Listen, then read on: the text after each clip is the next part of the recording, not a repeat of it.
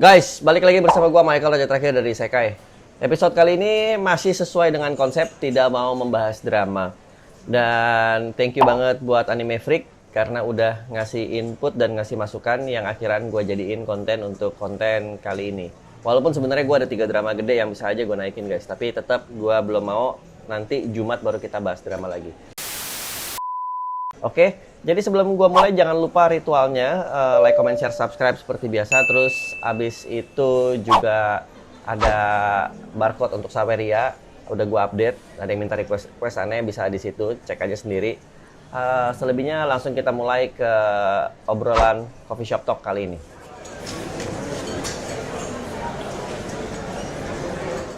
Jadi obrolan coffee shop talk kali ini adalah ngebahas istilah-istilah yang ada di dunia toys pop culture atau dunia dagang dan dunia lelang ya guys. Gue langsung mulai dulu mulai dari apa nih? Istilah-istilah yang ada di dunia perdagangan atau jual beli ya guys. Pertama ada apa? MISB.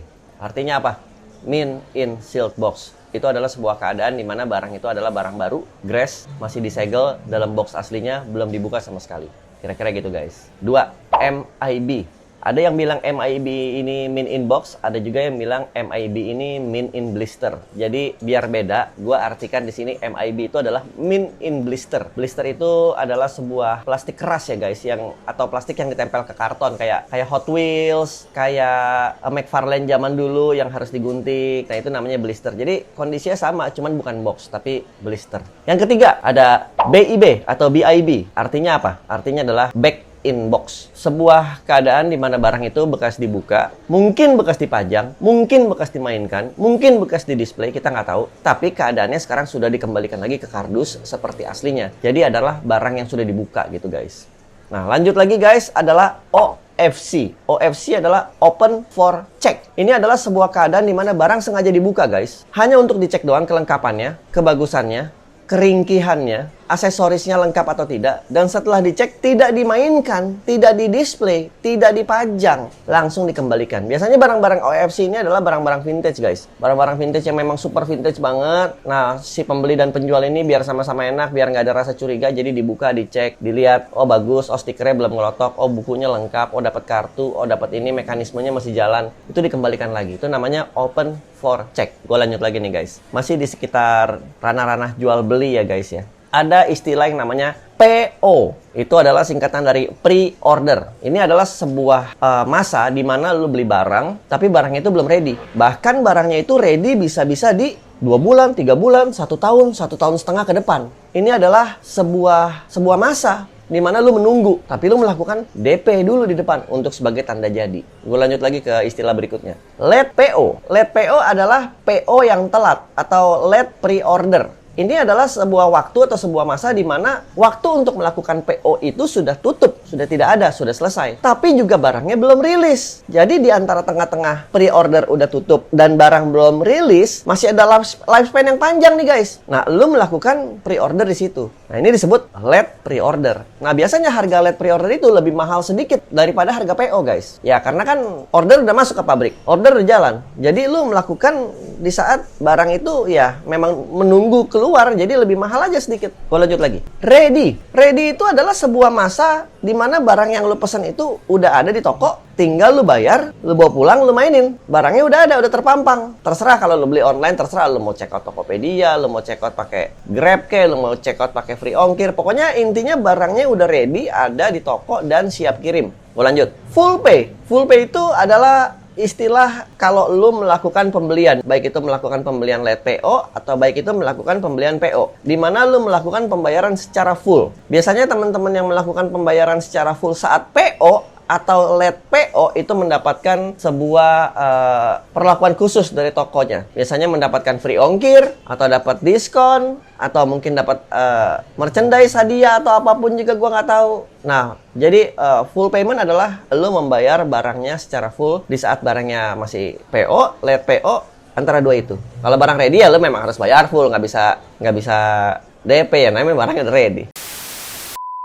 Oke, DP. DP adalah sebuah tindakan di mana lo melakukan down payment untuk menjadi sebuah tanda jadi. Ini biasa dilakukan pada saat pre-order atau late PO. Nah, biasanya DP ini berkisar senilai 30% dari total barang, guys. Tapi beda-beda, setiap toko beda-beda. Ada toko yang ngasih 30%, ada yang cuma 20%. Mungkin kalau lo kenal tokonya lo bisa cuma 10%. Nah, mungkin kalau lo lagi banyak rezeki, gue DP-nya nggak mau 30%, gue mau 90%, boleh nggak, Pak? Boleh, terserah. Nah, itu tergantung lo dan kebijakan toko itu bagaimana. Gue lanjut lagi, guys. Cut order. Cut order adalah sebuah kejadian di mana pesanan lu itu dipotong, guys. Jadi misalkan lu pesan 5 Gundam nih. Nah, ternyata lu ditelepon. Sorry ya, kamu cuma dapat 3 Gundam. Jadi lu dipotong 2. Atau, sorry ya kok, lu pesan 5 ya. Lu nggak dapat sama sekali. Jadi lu dapat 0. Intinya, cut order itu adalah sebuah kejadian di mana order lu itu dipotong secara quantity. Baik sedikit, baik banyak, atau baik tidak dapat sama sekali. Mau dipotong 1, mau dipotong 2, mau dipotong 3. Tetap hitungannya adalah lu kena cut order. Yang menyebabkan cut order ini apa? Banyak. Nanti itu kita bahas di episode berikutnya.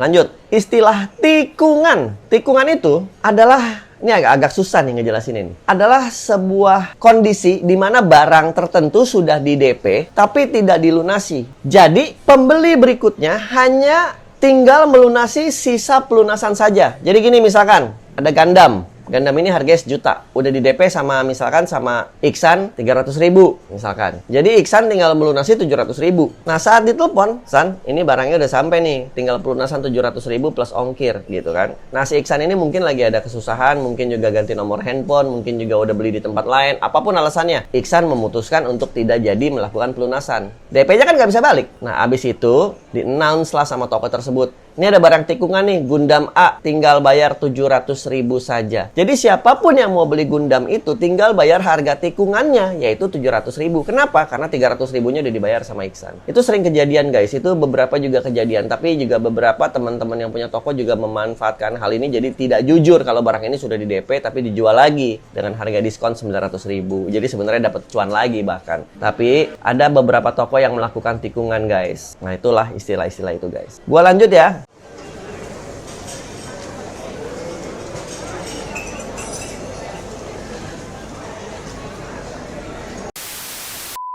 Sekarang gue mau mulai masuk ke istilah-istilah yang sering ada di dunia lelang. Di dunia lelang pertama itu ada istilah yang namanya OB. OB itu artinya open bid. Open bid itu artinya adalah nilai nominal yang ditentukan saat bid itu dibuka. Jadi open bid sebuah barang ini berapa? 100.000 kah? 200.000 kah? 300.000 kah? Yang menentukan siapa? Ya tentu yang punya barang atau yang punya lelang. Biasanya ditulis tuh.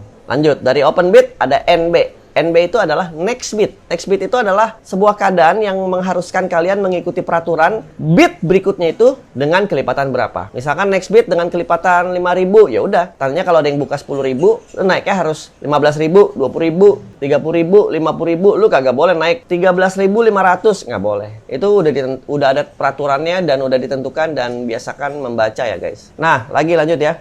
BIN, BIN, singkatannya apa? Buy it now. Ini seperti yang ada di eBay, seperti yang ada di AJ dan tempat-tempat lainnya juga, guys. Dimana ada beberapa orang yang males ngebid, males ngikutin war, males mantauin wall orang, males buka Facebook. Jadi dia mau langsung beli aja. Nah, biasanya untuk barang-barang tertentu tuh ada tuh. Misalkan open bidnya 100.000, next bidnya misalkan 10.000, buy it now-nya 1 juta. Ya udah langsung di aja BIN gitu 1 juta. Tandanya orang itu langsung menang bid tanpa harus mengikuti proses war. Selesai, sesimpel itu. Lanjut lagi, guys ya. Sniper ini banyak yang sebel sama sniper, tapi banyak juga yang membuja-buja sniper. Banyak juga yang merasa tertolong dengan sniper. Sniper ini adalah orang yang nge-snipe, yang memantau dan hanya menembak di ujung. Jadi misalkan bidnya udah mau habis, tinggal berapa menit lagi dia snipe tuh. Jadi misalkan gini, ini ada barang di bid 100.000, naik 150.000, naik 200.000. Warnya antara A, B, C. A, B, C. Tiap 15 menit A, B, C. Naik terus. Nah, tiba-tiba di detik-detik terakhir, 1 menit terakhir tiba-tiba ada bid baru masuk, tapi bukan dari A, bukan dari B, bukan dari C, melainkan dari si D. Nah, abis itu si D menang. Itu namanya adalah sniper, guys. Jadi dia tuh nge-snipe aja dari ujung, dari jauh dia nge-snipe aja. Dia ngikutin aja dari jauh, ya dia dapat jebret. Lelangers jelas adalah mereka yang mempunyai lapak lelang. Yang mempunyai lapak lelang ya, guys. Belum tentu itu barangnya adalah barang milik dari lelangers, tapi bisa aja barang titipan. Jadi dia menyediakan jasa lelang. Buyers adalah mereka yang melakukan pembelian, mereka yang ngebid, mereka yang menang dan mereka yang mendapatkan barang. Titipers adalah mereka yang punya barang tapi menggunakan jasa lelangers. Jadi misalkan gua nih, gua punya barang, tapi gua nggak punya lelang, ya udah gua titip di teman-teman yang punya lelang. Gua namanya titipers. Lu yang ngebid namanya buyer atau bidder. Yang punya lelangan namanya lelangers. Simple. Gua lanjut ke berikutnya guys. Ini istilah-istilah umum yang sering ada tapi banyak yang salah. Yaitu limited. Limited itu adalah sebuah keadaan di mana barang itu diproduksi secara apa ya? Secara sedikit atau secara number atau numerial atau juga secara khusus gitu. Jadi jumlahnya biasanya terbatas dan gak banyak. Biasanya juga memperingati misalkan 50 tahun Mazinger, collab dengan apa, terus dibuat dengan jumlah tertentu cuman hanya ada berapa di dunia, dibuat hanya untuk Singapura doang, dibuat hanya untuk Indonesia doang. Nah, itu biasanya disebutnya limited, guys. Barang-barang seperti itu barang-barang yang mempunyai limitasinya tersendiri. Sampel itu apa? Sampel itu adalah barang yang dijadikan sampel untuk dikasih ke distributor dan untuk dilihat. Biasanya sampel itu sudah mendekati akhir. Bahkan biasanya sampel itu adalah produk akhir yang lagi nunggu pending approval atau lagi nunggu packaging dan lagi nunggu ya distribusi. Simple seperti itu. Beda dengan prototype, guys. Kalau prototype itu adalah produk rupa awal yang masih jauh dari sempurna. Kadang-kadang engselnya masih belum ada, kadang-kadang detailnya masih belum ada, warnanya pun masih abu-abu atau biasanya dia perpaduan dua warna untuk ngasih tahu ini produk ini, nanti finalnya dari besinya part ini, dari plastiknya part ini. Nah, biasanya seperti itu, guys. Nah, biasanya prototype pun ada prototype AP1, AP2, AP3, AP4 ya sampai sempurna ya. AP itu adalah artist proof atau prototype 1, prototype 2, prototype 3, prototype 4. Nah, nanti yang udah mendekati final dan siap jual itu baru namanya sampel. Display adalah barang display yang memang dibuka hanya untuk display dan untuk memberikan user experience. Jadi kalau ada orang mau beli, gue boleh pegang nggak displaynya? Boleh nih, kayak gini nih. Oh, kayak gini ya. Oh, berasa ya ini segala macam. Oh, bagus ya aksesorisnya ini segala macam. Itu adalah barang display atau barang yang digunakan untuk di display. Biasanya juga bisa dari sampel akhir, biasanya juga bisa jadi dari produk akhir, guys. Nah, ini yang terakhir nih, yang gue mau kasih tau ke kalian adalah SNI. SNI itu adalah Standar Nasional Indonesia. Tapi itu yang seriusnya ya guys. Kalau yang nggak seriusnya adalah sudah nanya istri. Jadi buat teman-teman yang mau beli mainan, pastikan SNI-nya sudah dapat ya guys. Kalau ngantar malah jadi ribut, malah jadi masalah, malah jadi rumah tangga goyang guys. Gue juga pengen ngasih tahu juga ke teman-teman. Semua istilah yang gue omongin ini adalah berdasarkan pengetahuan gue sebagai kolektor dan sebagai mantan pedagang. Bagaimanapun juga, istilah-istilah ini terus berganti seiring dengan berjalannya waktu. Jadi ada kemungkinan gue juga salah. Jika ada yang gue salah, silakan langsung tulis di kolom komen. Dan jika ada yang belum gue sebutkan, jika ada yang belum gue masukin, juga silakan tulis di kolom komen untuk menambahkan kamus ini biar lebih lengkap. Jadi konten kali ini rasanya gitu aja, nggak mau banyak cincong. Sama si Ultraman Game Boy ini kita akan open PO ya guys, tapi artisan ya. Jadi akan dibuat Ultraman Game Boy ini dari resin dan akan dicat dan akan disiap kirim buat kalian yang mau. Silakan nanti hubungin aja. Cara PO-nya gimana juga masih belum tahu, tapi get ready aja. Ini sebagai heads up aja kalau kita akan open PO si Ultraman Game Boy ini ya. Nah, jadi Michael Chur aja terakhir dari konten kali ini gitu aja. Jangan lupa ritualnya tadi sama kalau mau nyawer pojok kanan bawah. Peace out guys.